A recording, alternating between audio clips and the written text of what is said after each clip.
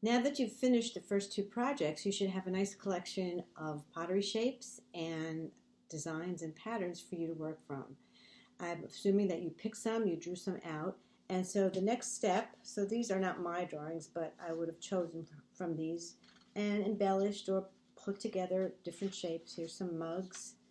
Again, these are somebody's drawings, they're not mine, but you can do it in this kind of format. The next step is taking your shape that you have chosen and making it larger. This way you can have a lot of room to decorate and you don't have to worry about little lines and getting, stuck in little places. I would suggest you make a few, and then if you have a copy machine, copy it so you have multiple pieces of paper that you can work on with the shape already on it, so you don't have to do a million drawings. So here, and then as far as the drawings go, again, you can do a soft edge, a sketchy, you can do it more linear and more mechanical drawing, like whatever.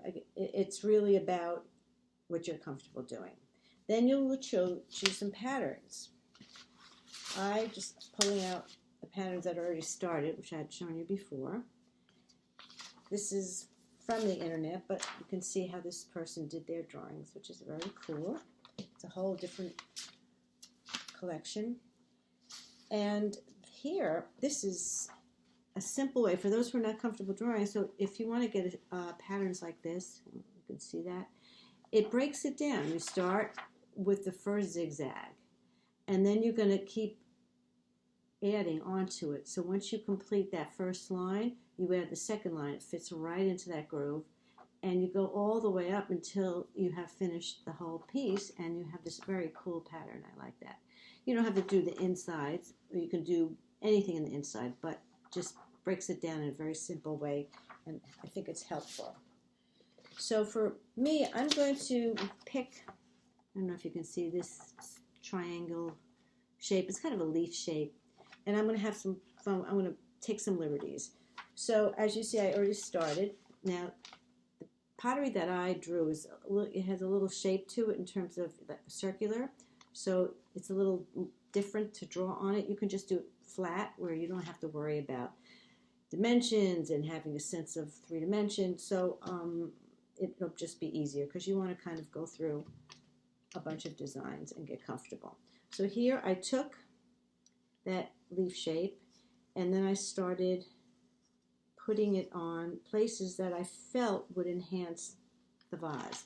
Now when I drew this and designed this, I purposely made the lip, the shoulder, and the foot the same. So it creates sections for you to design and embellish. So it talks to me. It says, oh, I need some trim here and then as well here. And I might put down here. Maybe I'll connect it. Maybe I won't. But that's the fun. You can do whatever you want. Here with the mug, you might want it simpler. You just want to maybe just do some squares at an angle. They come like diamonds. You might just want to do stripes with it around. This is the fun part.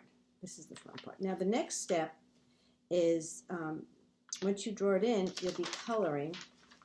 But we're going to save time to do that because I want to talk to you a little bit about color. But I just wanted to show you some of the options. You can use marker. You can use colored pencil. I've been using colored pencils. And then there's this great product of colored pencils that are actually watercolors. I think that most people have markers. For some reason, I only have these Sharpies, which aren't so great. So you can see the difference between a Sharpie. I mean, a marker is actually good because you have nice, solid color, very opaque. And with the pencils, you have to kind of work it a little bit. I just want to show you. I'm just going to show you here the watercolor pencil. So here, if I just put a smooth, I'm just going to put a smooth area, and then here I'm going to put a little bit more of a line, and then you take your water and you work with it. So here and that's what I did over there. So if you can see that.